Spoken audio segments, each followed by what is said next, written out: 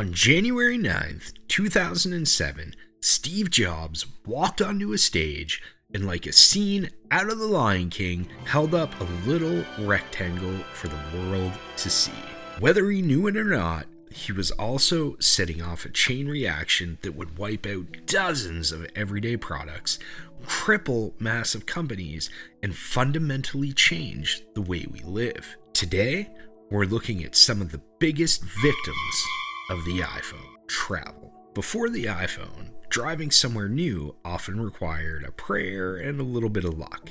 You'd fire up MapQuest, print out a stack of paper thick enough to qualify as a short novel, hop into your car, and just hope for the best.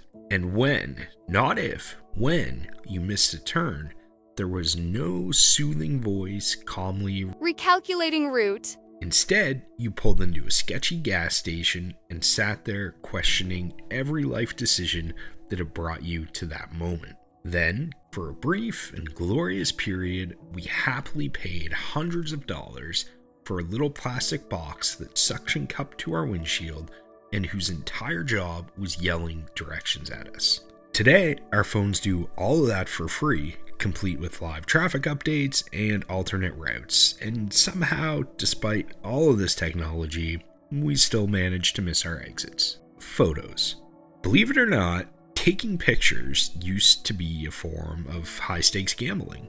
You'd buy a disposable camera, carefully ration your 24 shots, and then hand it and $10 over to get the film developed, only to discover 2 weeks later that half the photos were completely black, 3 had somebody's thumb partially covering the lens, and the only good picture was an accidental one you took while putting the camera away. And if you wanted to upgrade to a digital camera, congratulations! You are now responsible for carrying a fanny pack filled with spare AA batteries and memory cards that somehow filled up after 40 photos. But maybe the biggest casualty wasn't the camera itself. Maybe it was the photo album. There was a time when entire evenings were spent sitting on a couch, flipping through giant books of birthdays, vacations, and questionable haircuts. Now, instead of a well-curated stack of photo albums, kids today are more likely to inherit 50,000 pictures sitting in the cloud, wherever that is. Portable music. Before the iPhone, portable music came with its fair share of headaches. Portable cassette players loved eating tapes.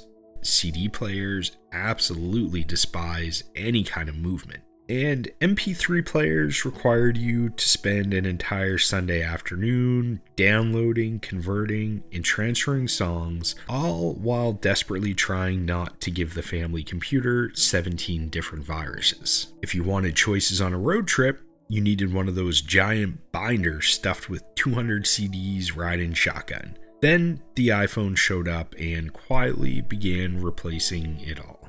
Recording video. If you grew up in the 80s or 90s, you definitely remember camcorders.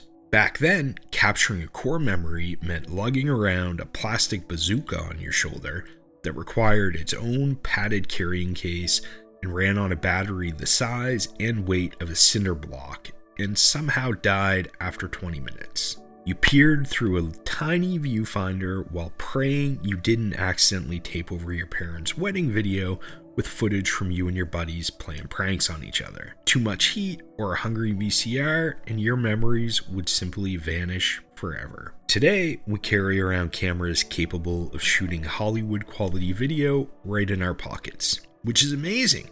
Although, based on some of the crazy things I see on the internet, sometimes I wonder if maybe we've been given too much power. Looking back, it's amazing just how much stuff we used to carry around. Maps, cameras, camcorders, CD binders, GPS units, entire bags full of single-purpose gadgets that, at the time, was completely normal. And then one little rectangle showed up and quietly absorbed all of them. And honestly, I'm sure we've forgotten a bunch. So let me know in the comments, what's something the iPhone replaced that you kind of miss? I have a feeling there's going to be some really good ones. And by the way, this is only the first chapter. Next time, we're getting into some of the stranger casualties of the smartphone era, and a few of them are things you probably never realized were disappearing in the first place. So if you'd like to stick around for that, please consider subscribing.